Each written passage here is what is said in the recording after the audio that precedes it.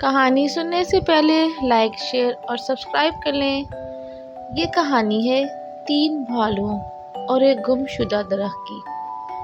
ایک گھنے جنگل میں 3 بھالو رہتے تھے۔ یہ تینوں بہت اچھے دوست تھے اور ہمیشہ ساتھ کھیلتے۔ ایک دن انہوں نے جنگل میں کچھ عجیب سا محسوس کیا۔ ان کا پسندیدہ سیب کا درخت، جہاں وہ اکثر سیب کھانے جاتے تھے، اچانک غائب ہو گیا۔ یہ کیسے ہو سکتا ہے؟ ایک بھالو نے حیرانی سے کہا۔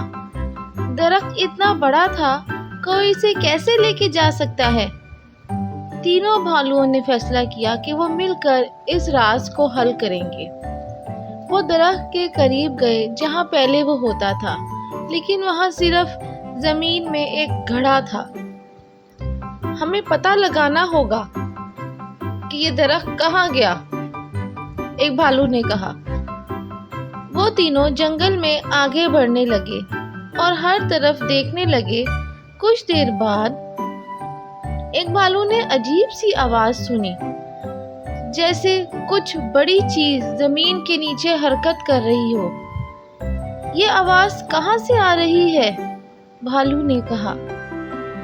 وہ آواز کا پیچھا کرتے ہوئے ایک گہرے غار کے قریب پہنچ گئے۔ جب انہوں نے اندر جھانکا تو کیا دیکھتے ہیں، ایک بڑا سا جن درخت کو زمین کے نیچے کھینچ رہا تھا۔ تینوں بھالوؤں نے ہمت کی اور جن کے سامنے جا کر کہا، یہ درخت ہمارا ہے اور ہمیں اس کی ضرورت ہے۔ جن نے بھالوؤں کی طرف حیرت سے دیکھا اور کہا، اگر تم لوگ میرے لیے جنگل سے ایک نایاب کالا پھول لے آؤ جو بہت مشکل سے ملتا ہے تو میں تمہیں تمہارا درخت واپس کر دوں گا۔ تینوں بھالوؤں نے اس چیلنج کو قبول کیا اور جنگل میں نایاب کالا پھول تلاش کرنے کے لیے نکلے۔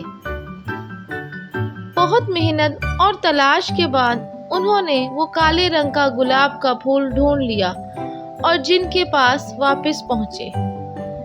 جن نے پھول دیکھ کر کہا، تم نے اپنی محنت سے یہ نایاب پھول حاصل کیا ہے، تمہارا درخت میں تمہیں واپس کر دوں گا۔